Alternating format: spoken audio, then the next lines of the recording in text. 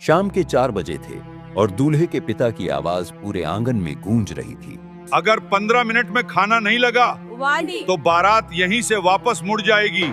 ढोल वाले अचानक चुप हो गए। हलवाई ने कड़ाही की आग धीमी कर दी। उसी क्षण हरसुख के हाथ से फोन फिसलकर जमीन पर गिर गया। घर में शादी थी, लेकिन हवा में उत्सव नहीं, डर तैर रहा था। आंगन में खड़े लोग आपस में धीमी आवाज में फुसफुसा रहे थे। सुना है पैसे अटक गए, मामा ने हाथ खड़े कर दिए। अब देखो तमाशा। हलवाई ने करछी जमीन पर रखी और हरसुख की ओर देखते हुए कहा, हरसुख जी, सीधी बात करता हूँ, इन लोगों को भी पैसे देने हैं, घी उधार नहीं मिलता।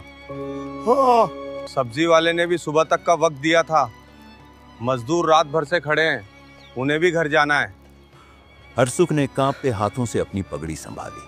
बस थोड़ा वक्त दे दे भाई, बारात बस आने वाली है। हलवाई ने धीमे से सिर हिलाया। वक्त नहीं है अब, शादी आपकी है, जिम्मेदारी भी आपकी है।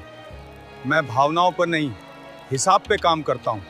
एक पल रुककर उसने साफ शब्दों में कहा, रकम मेज पे रख दीजिए, चूल्हा खुद जल जाएगा। भीड़ को चीरते हुए बच्चू मामा आगे आए। सूट पहने, चमचमाते जूते और चेहरे पर आधी मुस्कान आधा तंज। उन्होंने चारों तरफ नजर दौड़ाई और फिर हरसुख की तरफ देखते हुए कहा, क्या हुआ जीजा जी, शादी वाले घर में इतनी खामोशी क्यों है? हरसुख ने उम्मीद भरी नजरों से उनकी ओर देखा। बच्चू, तूने कहा था ना, जरूरत पड़ी तो मदद करेगा। गहनों वाले की आखिरी किस्त देनी है, हलवाई भी पैसे मांग रहा है। मदद तो कर दूंगा।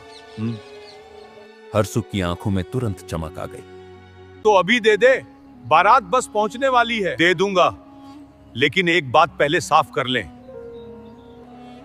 गांव में लोग क्या बोल रहे हैं पता है? हाँ। कि तूने मेरी बहन को कभी ढंग से नहीं रखा। हाँ। और आज दिखावे की शादी कर रहा है। हाँ। सबके सामने मान ले कि गलती तेरी थी। एक बार कह दे, बच्चू तू सही था, फिर देख पैसे यहीं रख दूंगा। आंगन में जैसे सन्नाटा उतर आया। बच्चू,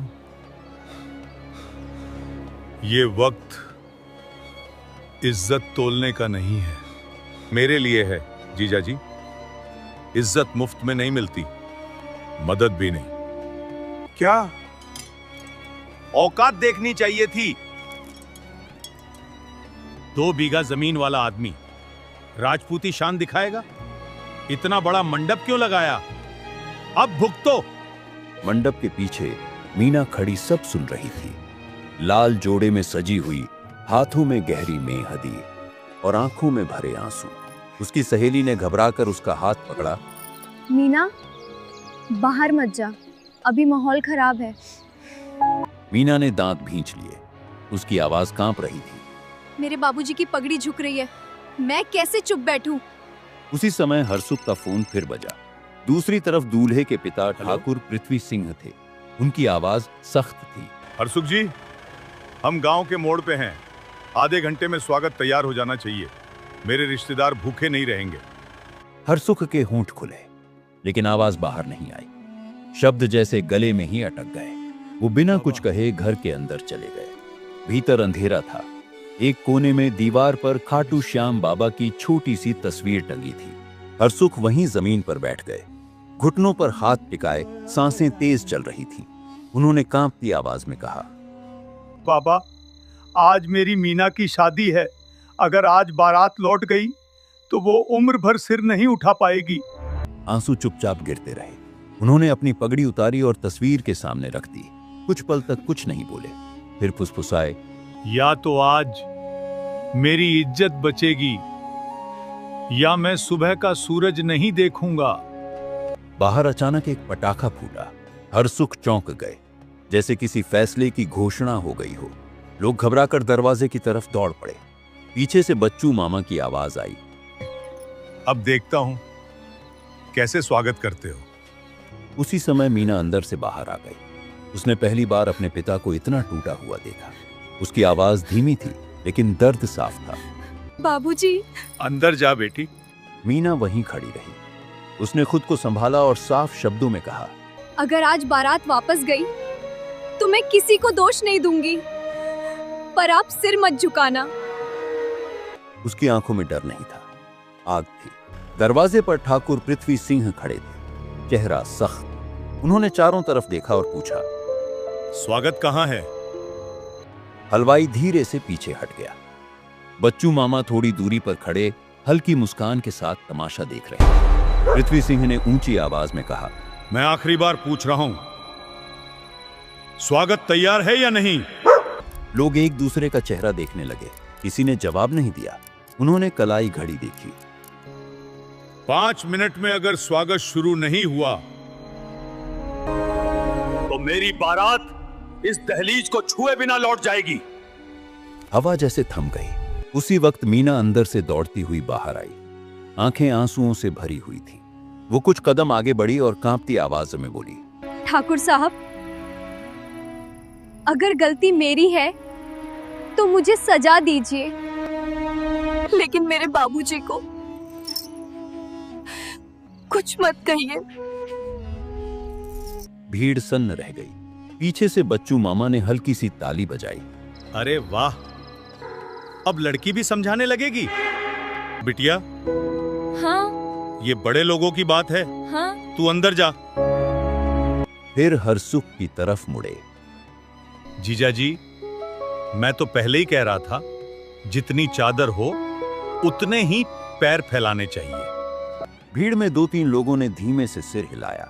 बच्चू मामा ने बात आगे बढ़ाई। आज अगर बारात लौट गई तो लोग मुझे नहीं, आपको दोष देंगे और ये बात सालों तक याद रखी जाएगी।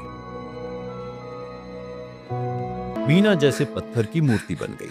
हरसुख के होंठ सूख चुके थे। उन्होंने खुद को संभालते हुए धीमे से कहा, ठाकुर साहब, अगर आपकी इज्जत इसी में है तो बारात ले जाइए। बाबूजी। और उसी पल दूर से एक गाड़ी की आवाज सुनाई दी। पहले हल्की, फिर तेज। धूल उड़ाती हुई वो गाड़ी गांव के रास्ते से मुड़ी और सीधे आंगन के सामने आकर रुक गई। सबकी निगाहें उधर टिक गई। दरवाजा धीरे से खुला। एक आदमी उतरा। उसने चारों तरफ नजर दौड़ाई और ठोस आवाज में पूछा, हरसुख भाई कहाँ है? भीड़ में हलचल मच गई। बच्चू मामा ने भौं सिकोड़ ली। कौन है ये? दौलत? ढोल पूरी तरह बंद थे। लोग जैसे अपनी जगह जम गए थे। दौलत राम हरसुख के सामने खड़े थे। दोनों की आंखें मिली, जैसे 15 साल की धूल एक ही पल में उड़ गई हो। हरसुख की आवाज कांप गई। दौलत, तू?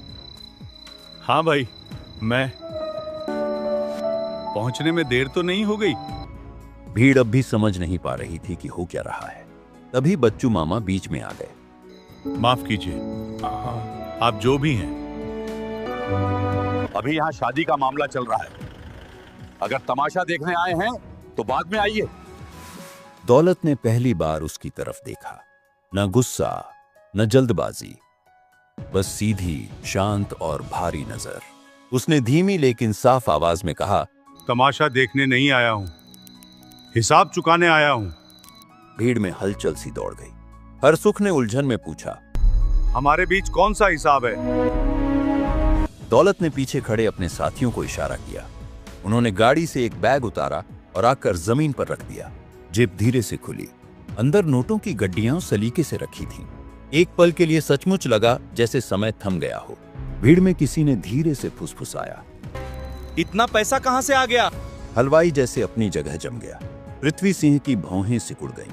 बच्चू मामा के चेहरे की मुस्कान पहली बार गायब हुई। दौलत ने हरसुख की तरफ देखा और धीमे लेकिन साफ स्वर में कहा, हरसुख भाई, याद है वो रात?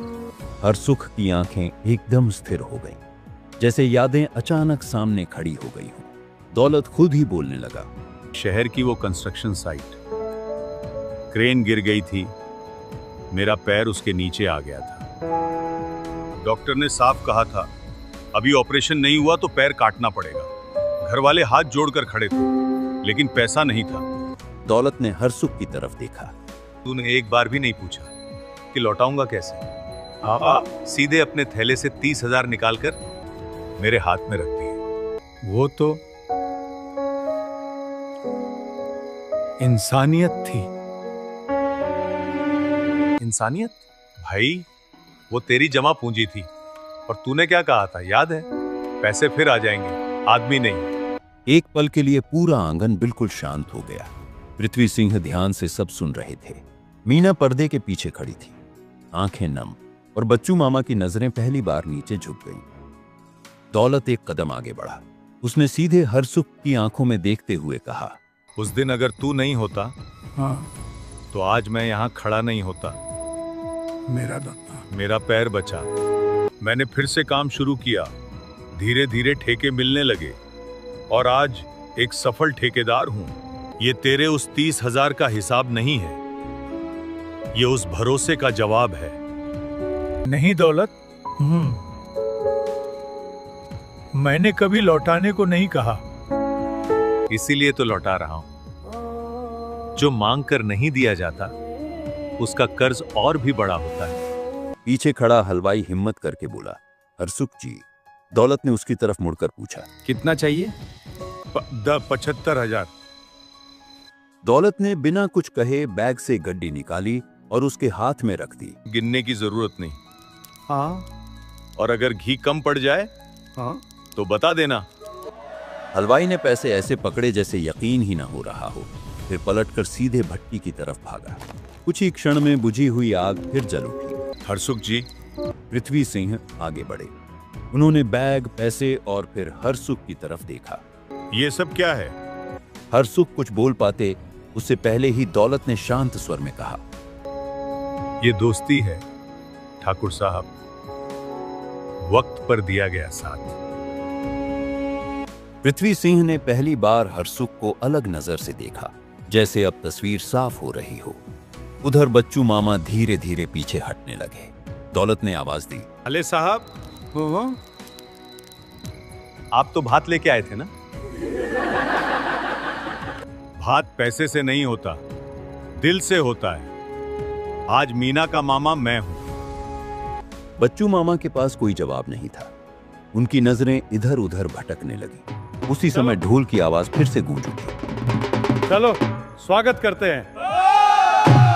और जैसे पूरे माहौल की दिशा बदल गई। जो लोग अभी तक फुसफुसा रहे थे अब सजावट ठीक करने लगे। जो तमाशा देख रहे थे काम में जुट गए।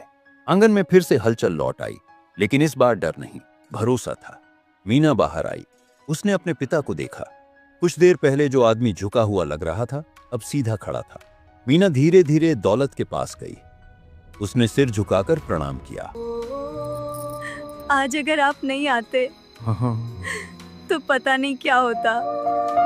अरे पगली, ऐसा मत बोल। तेरे बाबूजी कभी टूटे नहीं थे, बस वक्त ने उन्हें परखा था। मीना की आंखों से आंसू बह निकले। दौलत ने उसके सिर पर हल्के से हाथ रखा। और सुन, आज मैंने कुछ नहीं किया। तेरे बाबूजी ने जो बोया था वही आज काम आया है। उसी बीच बारात आंगन में दाखिल हुई। ढोल, नगाड़े, शहनाई की आवाज फिर से गूंजने लगी। हलवाई की कड़ाही में घी खौल रहा था और उसकी महक पूरे आंगन में फैल गई। आंगन अब पहले जैसा नहीं था। जहां कुछ देर पहले फुसफुसाहट थी, वहां अब ढोल की थाप गूंज रही थी। लेकिन हरसुख अब भी चुप खड़े थे। दौलत उनके पास आया और हल्की मुस्कान के साथ बोला, भाई, अब तो मुस्कुरा दे। दौलत, आज अगर तू नहीं आता, अगर तू उस रात मदद नहीं करता, तो मैं भी आज यहां नहीं होता। तभी ठाकुर पृथ्वी सिंह आगे बढ़े। उनकी आवाज अब पहले जैसी कठोर नहीं थी। हरसुख जी। जी ठाकुर साहब। रास्ते में बहुत बातें सुनी थी कि आप अब परेशानी में हैं, लेकिन आज जो देखा उससे समझ आया कि आप अकेले नहीं हैं। जिस आदमी के साथ ऐसे लोग खड़े हों, उसके घर की परवरिश पर शक नहीं किया जाता। हमें बहू चाहिए, झूठी शान नहीं। हरसुख की आंखें भर आईं, लेकिन इस बार ये आंसू हार के नहीं थे, सम्मान के थे। पृथ्वी सिंह कुछ कदम आगे बढ़े, फिर जैसे अचानक उन्हें कुछ याद आया हो, वो मुड़े। एक बात और, उन्होंने बच्चू मामा की तरफ देखा। रिश्ता सिर्फ पैसे से नहीं निपटा, वक्त पर कौन साथ खड़ा रहा, बस वही याद रहता है। बच्चू मामा की नजरें धीरे धीरे झुक गई। आज अगर इनका सम्मान सलामत है तो वजह नोटों की गड्डी नहीं है, वजह है इनका चाल चलन। फेरे शुरू हुए। हवन की अग्नि जल उठी। मीना और दूल्हा अग्नि के चारों ओर चल रहे थे। मंत्रों की आवाज गूंज रही थी और हर मंत्र के साथ हर सुख की सांसें भारी होती जा रही थीं। पंडित की आवाज आई, कन्यादान कीजिए। हर सुख धीरे धीरे आगे बढ़े। धीरे से बोले, लाडो, अब तू अपने घर जा रही है, बस इतना याद रखना, जहां भी रहे अपना सिर ऊंचा रखना। बाबूजी, आज मुझे आपकी चिंता नहीं है। आप कभी झुके नहीं। झुका हूं बेटी, हाँ, पर गलत बात के आगे नहीं।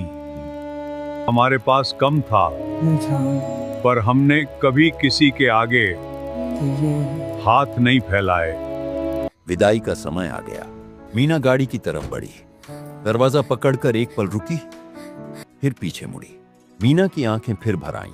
गाड़ी धीरे धीरे चल पड़ी। मीना पीछे की सीट से झांकती रही। हरसुख वहीं खड़े रहे, हाथ नहीं हिलाया, बस देखते रहे जब तक गाड़ी मोड़ के पार उछल नहीं हो गई। कुछ देर बाद उन्होंने लंबी सांस ली। चेहरे पर थकान थी, लेकिन एक अजीब सा हल्कापन भी। दौलत उनके पास आकर खड़ा हुआ। चले भाई, चलो, काम भी तो समेटना है। दौलत हल्का सा मुस्कुराया। दोनों अंदर की तरफ बढ़ गए। सुबह की पहली किरण आंगन में पड़ी। दौलत जाने के लिए मुड़ा। हरसुख ने उसका हाथ पकड़ लिया। दौलत, एक बात समझ आया आज। क्या? आज समझ आया। ऊपर वाला देखता सब है। हम सोचते हैं कोई साथ नहीं है, पर वक्त आने पर वो हाथ पकड़ ही लेता है। खाटू वाले की यही रीत है भाई। देर करते हैं पर साथ नहीं छोड़ते। दोनों हल्का सा मुस्कुरा दिए। उन्होंने आसमान की तरफ देखा।